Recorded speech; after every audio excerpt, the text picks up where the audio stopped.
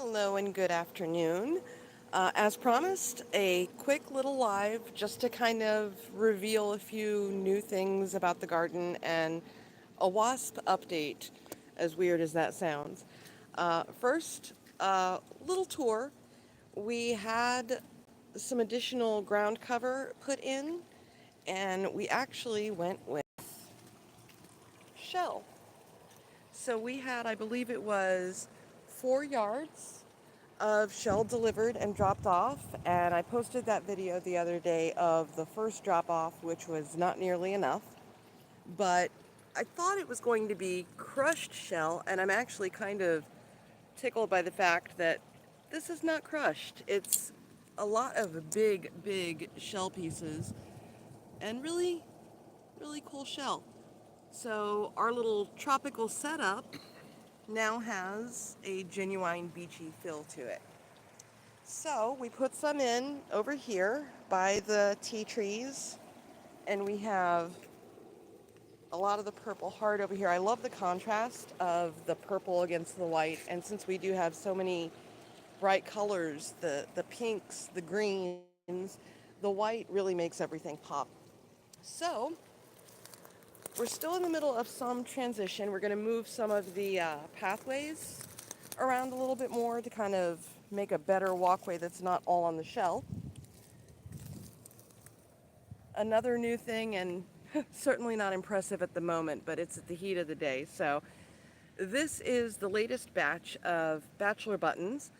I promise they looked much better earlier and they will look better tomorrow. But these are the bachelor buttons that I'm growing from seed, and this time the seed I have is a mixture of blue, pink, and purple. So when they do start coming back to life, hopefully they will survive the awful heat and come back. Who knows what color we'll have. But we have that right next to another batch of the purple heart over here. We used to have our milkweed right down this little lane and ending over here, but we've moved that, and I'll get to that in a moment. Another fun thing, I've mentioned our little surprise sunflowers. And I like to joke and say that the fairies and gnomes are blessing us. But frankly, I think considering where they are, this is more dropped seeds and such from the squirrels and the birds and goodness knows what else. But we have a lot of sunflowers coming up that the critters have helped us plant. And if you can believe this, we have corn. We actually have corn growing in. That is coming from the squirrel bar here, which is now very well hidden behind the corn stalks. But all morning long especially, the squirrels love coming through the bushes, jumping up on here. They'll reach in, grab their little peanut, and then sit up here on the solar thing or on this little house, and they'll eat their peanut and then jump back through the bush. So that's the little squirrel zone. And of course the bird feeders are still over here. Going to be moving the fairy garden as soon as I can figure out where. We still have some things to move around since the shell was dropped off, but the shell really did fill in all this area. It's going to help us keep the weeds down, and a lot of these shells are also going to help to collect water for the butterflies. It's a very large puddling system, I suppose. We've got some birds of paradise coming in over here, the little ones. These are the Mexican petunias. They all fall off after they bloom in the morning, so we'll come out here and find like the little remnants of them. But in the morning, it's a really pretty display. Lots of big purple flowers. And we have something coming in over here, hibiscus. The giant milkweed is doing exceptionally well. And this we actually bought cuttings off of Facebook Marketplace from someone local. And they looked pretty dead, so I didn't have a lot of hope. But they have come back really nicely. We have cleaned up the pond some. And we're still trying to get some things cleaned up better over here, especially now that we have inhabitants. We have a frog that has moved in and tadpoles. So something new, even still, that I didn't plan for. And we have some lilies back there, and oh goodness, I don't remember what this one is, and I'm going to feel so stupid later. But we have more flowers that come in. And again, the water lilies. The copper leaves have really come back. I mean, look at that thing. That is a massive, massive bush. So we've got all that. The vines, very excited about these. These are the ones, I don't know if you've been following for a while, you're probably familiar that I had the morning glories and the moonflowers that I started from seed, and they erupted into this and this and that. So we have lots and lots of the morning glories. I haven't seen any moonflowers actually bloom yet, but the morning glories do come out quite frequently. Now, as for, the other things that have grown, the marigold did very well. That's something I'm going to be incorporating a lot of next season now that I've seen just how well it does, and it's a wasp deterrent. The zinnias and the cosmos came in okay. Definitely need to plant those a little thicker next time. They're pretty, but they're kind of sparse. There's one more over here. Now, as for the milkweed, this is, I don't know, maybe it's good, maybe it's bad. We put all the milkweed over here, and there's a lot of different kinds over here. We have the aquatic, which is that mystery aquatic I posted about that I have no idea how we ended up with aquatic, but it's there. We have the swamp milkweed over here, and then most of the rest of this is the tropical. And it's not looking all that great at the moment. Again, I think it's primarily beaten down from the heat. Usually as it gets later, it looks rougher. Florida is unkind, especially in the summer, so lots and lots of milk. At the moment, it is still, and there is one right now, it's still harboring a lot more wasps than anything else. Whatever caterpillars we have had apparently have not made it. But as far as an update on that wasp situation goes, and this is taking some courage, we've made some discoveries. The wasps are living up in there. Basically what we have discovered, I don't know what you are.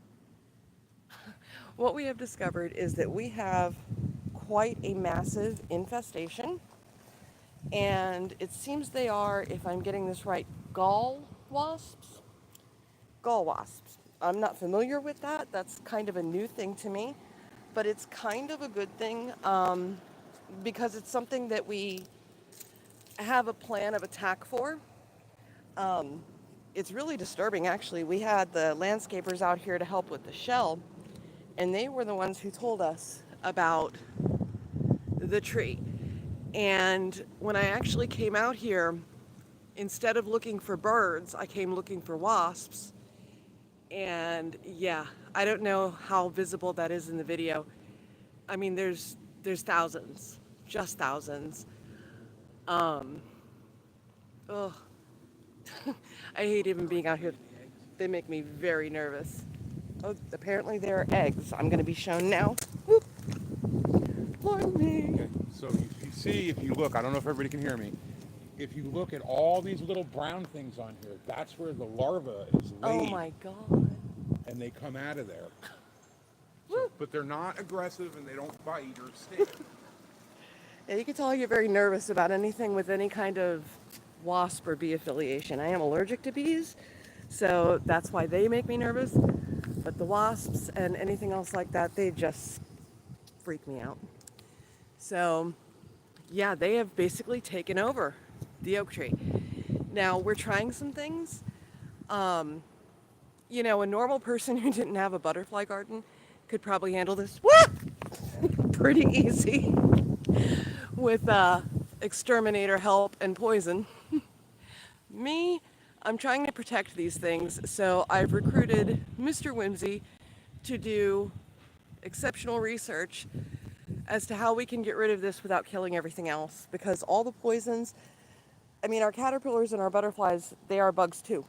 So if you're spraying bug spray, it kills them. And that is certainly not the goal. We did not do all this to just kill everything that lives. So there are ways to deal with it. High-powered water blasts are something that we're trying now to try to knock off the eggs and larvae. Once you get rid of them, they do move on.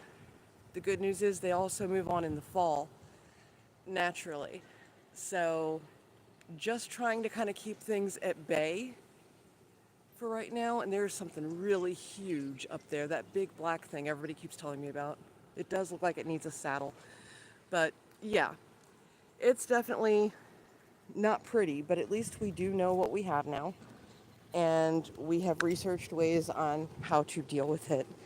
So here's hoping that it ends up getting cleared up without a whole lot more death, because it's depressing. You know, we worked very hard to set all this up, and the last thing that you want is to have it taken over by a pest that you did not invite to the table.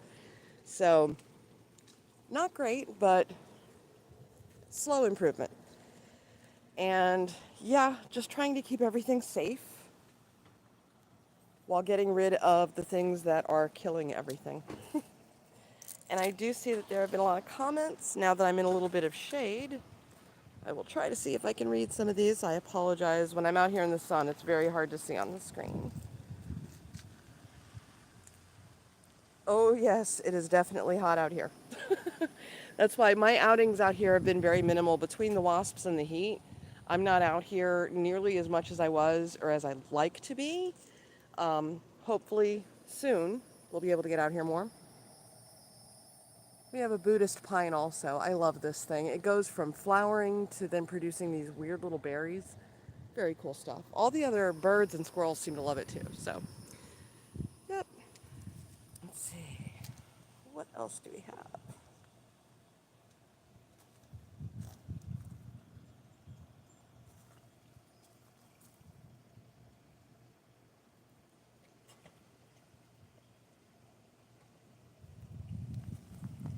Thank you guys so much for the compliments. We're definitely trying to beef it up. I actually saw the other day some healthy looking pentas that I want to add as well. Pentas are something that I've heard of in a lot of butterfly gardens that I had not found healthy pentas before locally. So hopefully that's something to add soon. Like I said, it's pretty much always a work in progress. I don't know if it will ever actually be complete, but we want to have as much as we can possibly get in here, as much diversity, as much color, as much nectar producing host plants. When we went to that spot, Eden of Wings, recently, and I posted a video about that, that was where we got the swamp milkweed here, and we had bought a few of these. It's a sedge grass of some type. I'm not totally familiar, but it's actually a host plant for, I don't remember which type, but I think it is some sort of a moth. So we got a few of these, and they do spread. Oh, looks like we have a snail down here too. Every time I'm out here, I find different critters, so that's nice. We've also had bunnies lately in the morning, which we get a lot of bunnies in the area, but they're like night bunnies. But we've had daytime bunnies lately, so that's something new and very cool. But yeah, I mean, we're just trying to do whatever we can to keep things alive and thriving and outlasting the wasps. Like I said, it's definitely not something I'm comfortable with on a personal level, and certainly not comfortable with for my butterfly friends. So we're just doing what we can, and in the meantime, we're getting plenty of compliments from the neighbors. They definitely like what we've done, and our neighborhood actually used to do a home site of the week or home site of the month contest. And we always said we would never be candidates because when we moved in here, the ground, it wasn't even dirt. It was primarily like some sort of sandy clay. And when we bought the house, the woman who showed it to us even said that everybody had tried to grow stuff here and nothing would grow. And I wasn't concerned about it at the time. That was well before I had planned on doing anything with birds, butterflies, or garden or anything.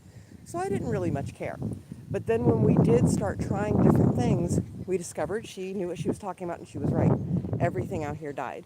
So we had to get extremely creative and we planted many, many, many things that died before anything ended up living, let alone living to this extent. So we are really proud, and it took a hell of a lot of creativity, a lot of money, and a lot of time to actually get things to a level where it's somewhat presentable. So always a work in progress.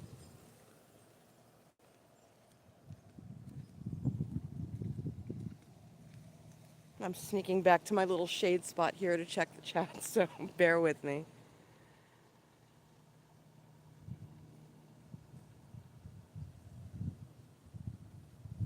Oh, the dragonflies. You know, bamboo, I hadn't thought of that before, but we have had so many dragonflies lately. So I am trying to figure out, I mean, obviously there's something already here that's drawing them, but I'm trying to figure out what else we can put out that's kind of dragonfly centric. Primarily, I see them, if you see these light strings up here, I see the dragonflies resting on those light strings a lot. So they like to hang out up there and just watch everything, and they'll stay for a long time. Very, very vibrantly colored ones, and some huge dragonflies. You see, I have my mourning dove over there waiting. I'm sitting in the middle of the buffet, and they get nervous. So there are a couple of the mourning doves that when I'm out here, they'll hang around a little bit, and they'll let me come pretty close before they fly off, but they are all a little jittery.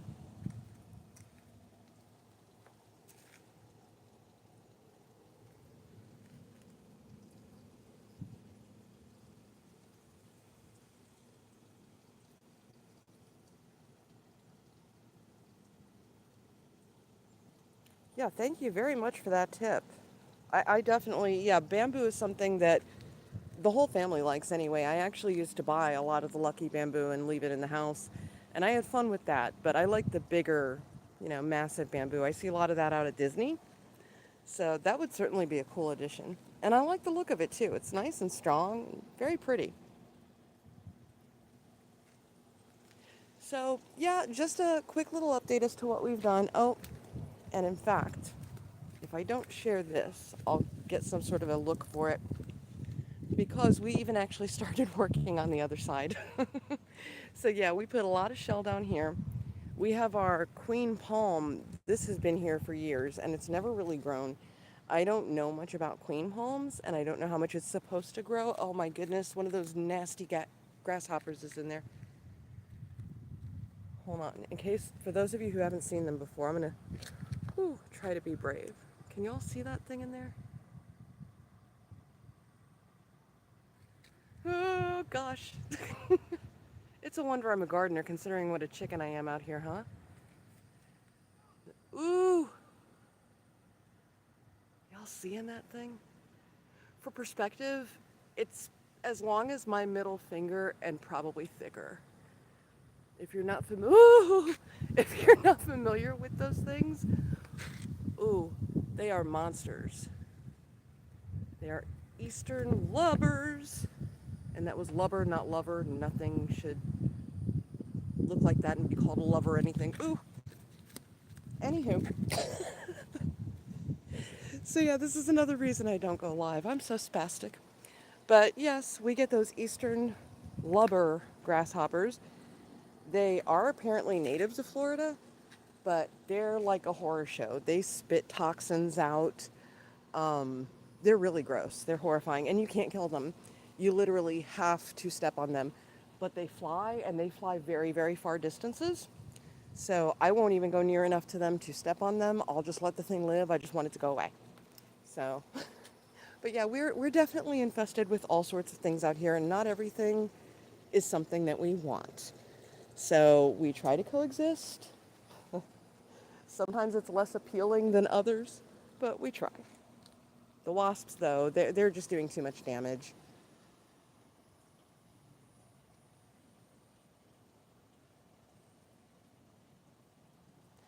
The bamboo would probably, yeah, it would probably be good as even just something, like you're saying, to put around the flowers.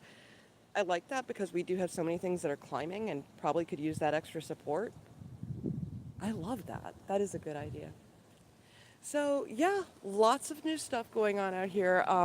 Primarily right now I'm focused on getting rid of the wasps, and we're trying, but at least in the interim, we also think that maybe having some of the shell down will bring that population down somewhat, I hope. So one way or another, we'll get it to being the butterfly and bird paradise we're trying to make it.